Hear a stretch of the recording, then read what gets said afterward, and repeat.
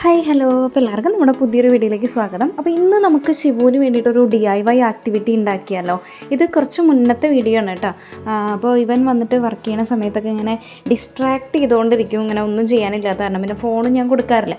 അപ്പോൾ ഒരു 2+ ഇയേഴ്സിലുള്ള കുട്ടികൾക്കൊക്കെ കുറച്ച് അവർക്ക് ടൈം പോകാനാണെന്നുണ്ടെങ്കിൽ കുറച്ച് എൻഗേജ്ഡ് ആയിട്ടിരിക്കാനും അവരുടെ ബ്രെയിൻ ഡെവലപ്മെൻറ്റിനൊക്കെ ഹാൻഡ് ഐ കോർഡിനേഷനൊക്കെ സഹായിക്കുന്ന ഒരു DIY പ്ലേ കിറ്റെന്നോ അങ്ങനെ എന്തെങ്കിലുമൊക്കെ വേണമെങ്കിൽ പറയാം. അതാണ് ഉണ്ടാക്കാൻ പോകുന്നത്.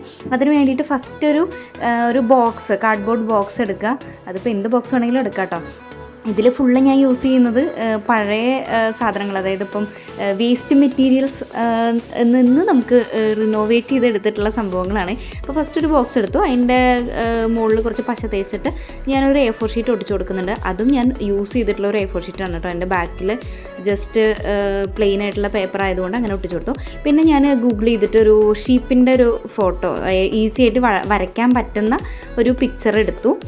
എന്നിട്ട് ഞാനിതിവിടെ ജസ്റ്റ് ഒരു ഔട്ട്ലൈൻ കൊടുക്കുകയാണ് പെൻസിൽ കൊണ്ട് കേട്ടോ. വലിയ ഭംഗിയും വൃത്തിയൊന്നും വേണമെന്നില്ല, ജസ്റ്റ് എല്ലാവർക്കും വരയ്ക്കാൻ പറ്റുന്ന ഒരു സംഭവമാണല്ലോ ചെമ്മരിയാടിൻ്റെ ഒരു ഫോട്ടോ വന്നിട്ട്. അപ്പോൾ അത് ഞാൻ ജസ്റ്റ് ഒന്ന് ഔട്ട്ലൈൻ കൊടുത്തു ഇവർക്ക് മനസ്സിലാവാൻ. അതായത് ബ്ലാക്ക് ഷീപ്പാണ് അല്ലെങ്കിൽ അങ്ങനെയൊക്കെ കണ്ടിട്ടുണ്ടാവുമല്ലോ, അപ്പോൾ അങ്ങനെയൊക്കെ പറഞ്ഞിട്ട് അവരത് നോക്കിയിരുന്നോളും. അതിന് വേണ്ടിയിട്ട് നമ്മൾ കൊടുക്കുന്നു എന്ന് മാത്രമേ ഉള്ളൂ. ഇതൊന്നും വരയ്ക്കാൻ അറിയാത്തവർ ജസ്റ്റ് ഒരു ക്ലൗഡിൻ്റെ മാതിരി ഒരു ഫോട്ടോ വെച്ചിട്ടാണെങ്കിലും ചെയ്താലും മതി.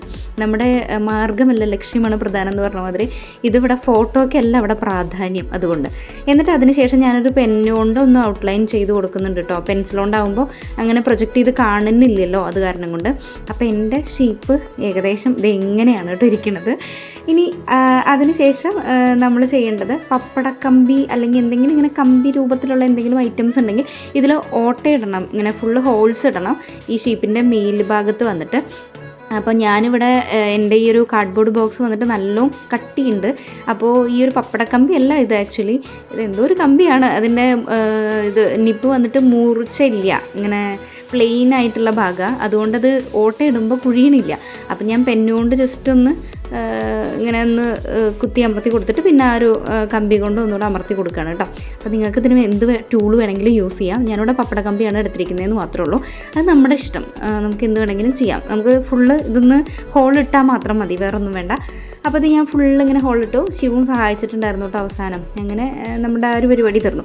ഇനി ഞാനിവിടെ എടുത്തിരിക്കുന്നത് ഈ ബഡ്സ് ഇല്ലേ, ശിവന് മുന്നേയൊക്കെ കണ്ണെഴുതാനൊക്കെ യൂസ് ചെയ്തിരുന്ന ബഡ്സ്. അപ്പോൾ അതിലിങ്ങനെ കരിയൊക്കെ ഉണ്ട്. അപ്പോൾ നമുക്കിനി ഇത് വേറെ ഒന്നിനും യൂസ് ചെയ്യാൻ പറ്റില്ല. അപ്പോൾ അത് ഞാനൊന്ന് ജസ്റ്റ് കഴുകിയെടുത്ത് ഒന്ന് കട്ട് ചെയ്ത് കൊടുക്കുന്നുണ്ട്, രണ്ടാക്കുന്നുണ്ട്. ഒരു ബഡ്സിനെ രണ്ടാക്കുക. ഇത് നിങ്ങൾക്ക് ബഡ്സ് ഇല്ല എന്നുണ്ടെങ്കിൽ ഈർക്കിലി ആണെങ്കിലും ഓക്കെയാണ് കേട്ടോ. ഈർക്കിലി കൊടുത്താലും ഓക്കെയാണ്. അല്ലെങ്കിൽ ഇപ്പോൾ തീപ്പെട്ടി കൊള്ളിയാകുമ്പോൾ അതിൻ്റെ മരുന്നൊക്കെ ഇവരുടെ കയ്യിലാവുമല്ലോ, അതുകൊണ്ട് അത് വലിയ സേഫ് അല്ല. ബഡ്സാണ് ഏറ്റവും ബെറ്റർ, അല്ലെങ്കിൽ ഈർക്കിലി ആയാലും മതി. അതിനുശേഷം ഇതാണ് നമ്മുടെ പരിപാടി വരുന്നത്. അവരുടെ അടുത്തൊരു ബോക്സിൽ ഇതെല്ലാം പെറുക്കിയിട്ട് കൊടുത്തിട്ട് ഇങ്ങനെ ഓരോ ഷീപ്പിൻ്റെ ഓരോ ഹോളിലും വന്നിട്ട് ഇതിങ്ങനെ കുത്തി ഇറക്കി കൊടുക്കാൻ പറയാം.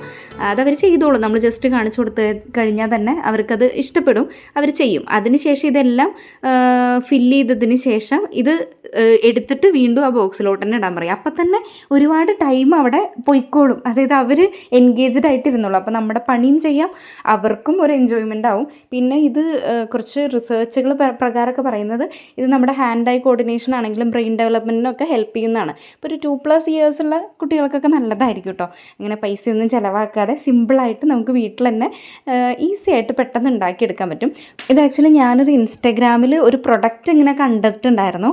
അപ്പോൾ അത് വാങ്ങാനാണെന്നുണ്ടെങ്കിൽ അത്യാവശ്യം നല്ല എമൗണ്ട് ഉണ്ട്. പിന്നെ ഇവർ എത്രത്തോളം ഇത് കളിക്കുന്നൊന്നും അറിയില്ലല്ലോ. അപ്പോൾ ജസ്റ്റ് ഒന്ന് നമ്മൾ ഒരു ഔട്ട്ലൈൻ മാതിരി ഉണ്ടാക്കി നോക്കിയതാണ്. എന്തായാലും അവൻ ഒരുപാട് നേരം അതിൽ ഇങ്ങനെ കളിച്ചിരിക്കാറുണ്ട് കേട്ടോ. അപ്പോൾ ട്രൈ ചെയ്ത് നോക്കൂ, എല്ലാവർക്കും ഹെൽപ്ഫുൾ ആവുമെന്ന് വിചാരിക്കുന്നു.